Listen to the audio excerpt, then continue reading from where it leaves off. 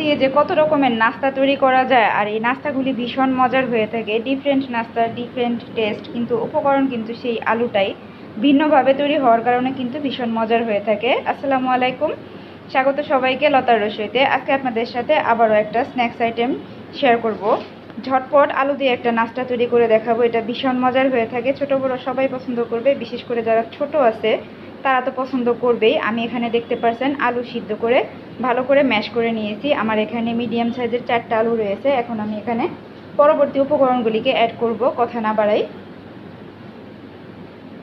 এখানে আমি নিয়েছি কাঁচামরিচ কুচি। এখানে 2টা কাঁচামরিচ একদম ছোট ছোট করে কুচি করে নিয়েছি। আর আছে পুদিনা পাতা কুচি, এখানে হাফ চা চামচ পরিমাণ একদম কুচি কুচি করে নিয়েছি, দিয়ে দিলাম। পুদিনা পাতা না দিলে কিন্তু এখানে আপনারা চাইলে ধনে পাতাটাও দিতে পারেন, তবে পুদিনা পাতাটা দিলে খুব সুন্দর একটা স্ট্রং ফ্লেভার আসে। তবে মনে রাখতে হবে পুদিনা পাতার কিন্তু ভীষণ স্ট্রং একটা ফ্লেভার আছে, এই জন্য কম পরিমাণে দিবেন।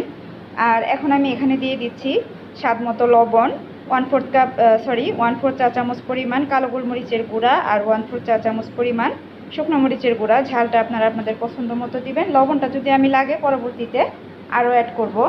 আর এখানে আমি দিয়ে দিচ্ছি 1/4 কাপ পরিমাণ কর্নফ্লাওয়ার।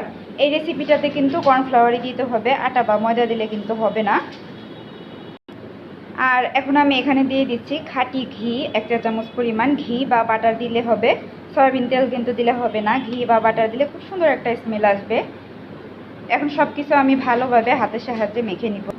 আমি একটা উপকরণ দিতে ভুলে গিয়েছিলাম, সেটা এখন দিয়ে দিচ্ছি আমি অরিগানো 1/4 চা চামচ পরিমাণ। আমার অরিগানোটা শেষ, আমি একদম কাঁচিয়ে কুচি দিলাম। এখন সবটাকে সুন্দর করে ভালো করে মেখে আমি পরবর্তী কাজটা করে নিব।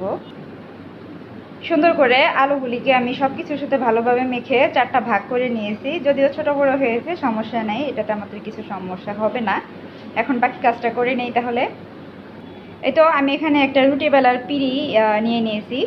এখন এখানে কিন্তু আমি অল্প পরিমাণে একটু সয়াবিন তেল ব্রাশ করে নিয়েছি। এখন এই আলুগুলিকে নিয়ে এভাবে একটু রোল করে নেব আর কি। এই যে এরকম লম্বা করে আমি একটা রোল বানিয়ে নিয়েছি। এখন এগুলিকে আমি ছোট ছোট পিস করে এভাবে কেটে নিব। আপনারা আপনাদের পছন্দ মতো শেপ করে কেটে নিতে পারেন, তবে এটার নাম যেহেতু পটেটো বাইটস, এটা এরকম করে কাটাটাই আসলে সুন্দর হবে। তো এইভাবে আমি সবগুলি বানিয়ে নিব অফ স্ক্রিনে। সবগুলি পটেটো বাইটস আমাদের রেডি। কেউ যদি ফ্রোজেন করতে চান তাহলে এইভাবে কেটে সুন্দর করে প্লেটে ছড়িয়ে রেখে ডিপ ফ্রিজে রেখে দিবেন। আর এই বাইটসগুলি মানে এই টুকরোগুলি যখন একটু শক্ত হয়ে যাবে তখন জিপলক ব্যাগে অথবা এয়ারটাইট বক্সে করে ডিপ ফ্রিজে রেখে দিতে পারবেন। বাচ্চাদের টিফিনে কিংবা মেহমান আসার সাথে সাথে শুধু বের করে ফ্রাই করে দিবেন। এখন আমি এগুলিকে সুন্দর করে ফ্রাই করে নিব। একদম ফুটন্ত গরম তেলে আমি পটেটো বাইটসগুলিকে দিয়ে দিচ্ছি। আর এই পটেটো বাইটসগুলিকে কিন্তু টকবকে গরম তেলেই দিতে হবে। যখন দুই পাশ অল্প একটু হয়ে যাবে সেই সময় একটু চুলাটা কমিয়ে দিতে হবে। আর আলুটা তো আমাদের বয়েল করাই, এই জন্য কাঁচা থাকার কোনো ভয় নেই। তো ঠিক আছে, আমি উল্টে পাল্টে ব্রাউন কালার করে এগুলিকে ভেজে নেই। একটু দেখাই আপনাদের, দেখুন পাশ থেকে এগুলি কিন্তু খুব সুন্দর করে ফুল উঠছে। আমি কিন্তু মিডিয়ামের চাইতে আরেকটু বেশি করে রেখেছি চুলার জালটা। আপনি যদি একদম গরম তেলে এটা না দেন তাহলে কিন্তু এগুলি গলে একদম তেলের সাথে মিশে যাবে। এই যে দেখুন আমাদের পটেটো বাইটস কিন্তু মোটামুটি গোল্ডেন ব্রাউন কালার চলে এসেছে। একটু পরে আমি আরেকটু গাঢ় কালার করে এগুলিকে নামিয়ে নিব। দেখেন একটাও কিন্তু ভাঙেনি, আর খুব সুন্দর হয়েছে। সার্ভ করে দিয়েছি গরম গরম পটেটো বাইটস। এগুলি ভীষণ মজার হয় আর উপর থেকে একদম ক্রিস্পি হয়। আমি একটু আপনাদেরকে দেখাই, এই যে দেখুন এরকম হয়, অনেক মজার হয়। সস দিয়ে খেতে কিংবা রসুনের যে চাটনি থাকে সেটা দিয়ে খেতে কিন্তু ভীষণ মজার হয়।